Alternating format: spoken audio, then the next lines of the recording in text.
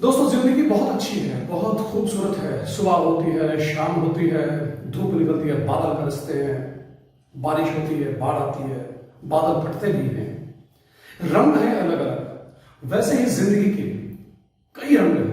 सुबह से शाम तक आप अपने आप को देखिए, सोचिए और थोड़ा सा कोशिश कीजिए ये महसूस करने की कि जिंदगी के रंग कितने रंगीन हैं।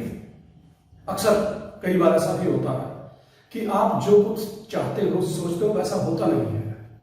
फॉर एग्जाम्पल, आपने अभी अभी कोई एक पेपर दिया है और उसका परिणाम आ गया और आप फेल हो गए। फेल होने पर क्या हुआ? आप हताश, निराश हो गए।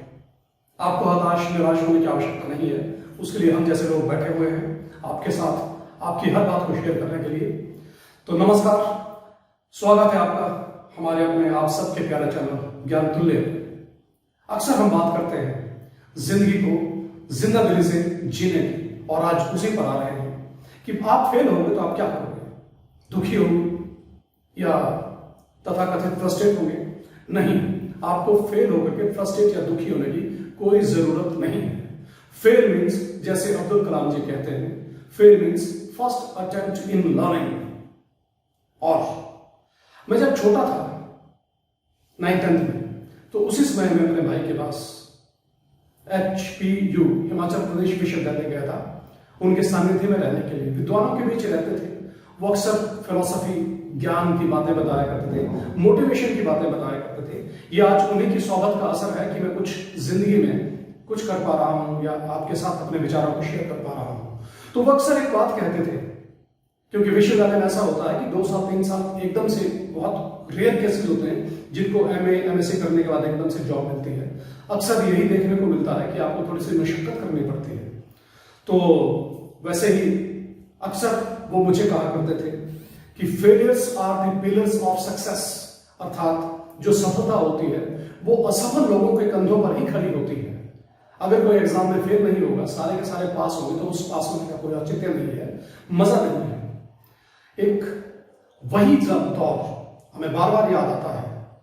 बार बार हम अपने आप से ये कहते हैं और बच्चों से हम बार बार यही बात कहना चाहते हैं, यार, दोस्त, भाई, बहन, जो इस समाज में हमारा हिस्सा है, कि आप हताश ना हो, निराश ना हो। आपको जॉब नहीं मिल रही, कोई बड़ी बात नहीं है, सभी को सब कुछ नहीं मिलता।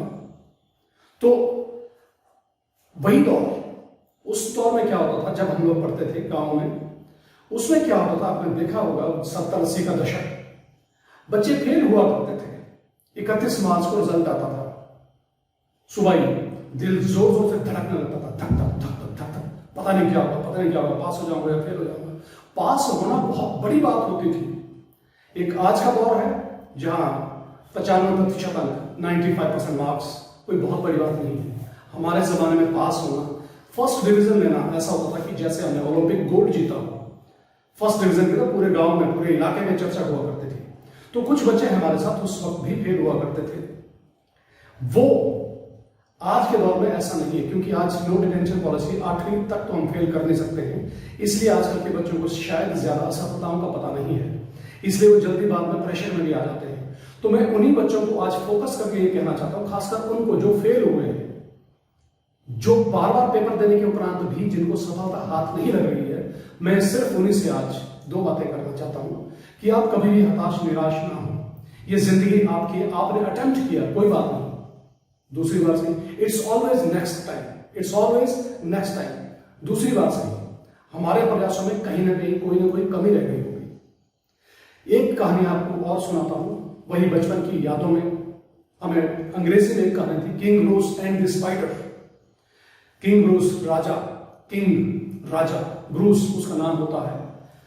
वो जिंदगी में अपने शासनकाल में कई लड़ाइयां हार चुका होता है। उसका परिणाम क्या होता है कि हारने के उपरांत वो जंगल में चला जाता है। जैसे हमारे यहां भी कहते हैं कि महाराणा प्रताप जी जंगलों में उन्होंने घास की रोटियां खाई है। तो वैसे किंग ब्रूस जो है, जो हमने पढ़ा, हम तो वही आपसे शेयर करेंगे। वो लड़ाई में हार के जंगल में चले जाते हैं। जंगल में जाने के उपरांत क्या होता है कि वो एक गुफा में जाकर के छुप जाते हैं। गुफा में वो ये देखते हैं कि एक मकड़ी बार बार नीचे गिर रही होती है, उसके हल्के से पतले से धागे जो जाला होता है उससे, और लेकिन वो निरंतर प्रयास कर रही होती है कि वो नीचे से हल्के हल्के से ऊपर जाए, ऊपर से फिर वो नीचे आती है, फिर वो ऐसा ऊपर चढ़ेगी, फिर वो नीचे आएगी।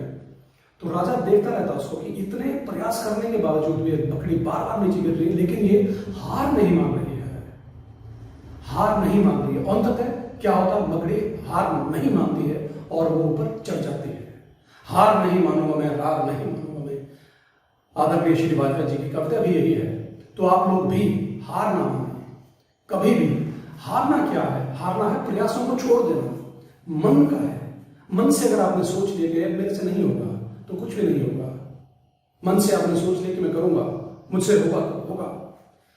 पंजाब विश्वविद्यालय चंडीगढ़, एक छोटी सी घटना आज भी याद है। गांधीयन स्टडी के सामने हम लोग मित्र मंडली बैठा करते थे। हमारे मित्र चार साहब, चौहान साहब, शोम भाई, कौन साहब, शाक साहब, सिंगला साहब, विशु भाई, कई थे, राका भाई यही है आजकल भी। तो अक्सर रात को 2, 2:30, 3, 4 बज जाया करते थे पढ़ते पढ़ते, रात भर पढ़ते थे। हमारे मित्र हैं उनमें से एक, मैं उनका नाम नहीं लूंगा, गांधीयन स्टडी के सामने बैठते थे रात को 2:30 बजे पढ़ने के बाद, चाय की प्याले की चुस्की देने के लिए।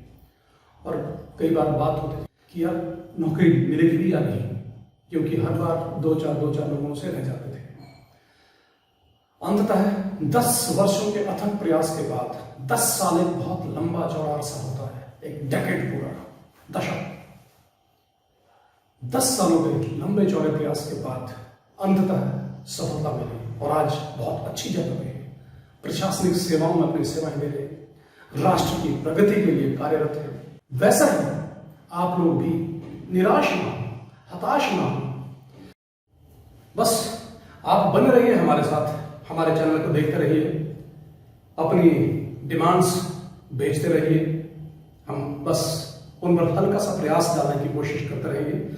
अगले वीडियो में आप जरूर देखेंगे कि ऐसे ही 2-3 और सक्सेस स्टोरीज हम लेकर के आएंगे, छोटी छोटी आम जिंदगी से उठी हुई, गांव से उठी हुई, गांव की मिट्टी से उठी हुई, जिन्होंने इस देश के लिए बहुत कुछ किया। धन्यवाद।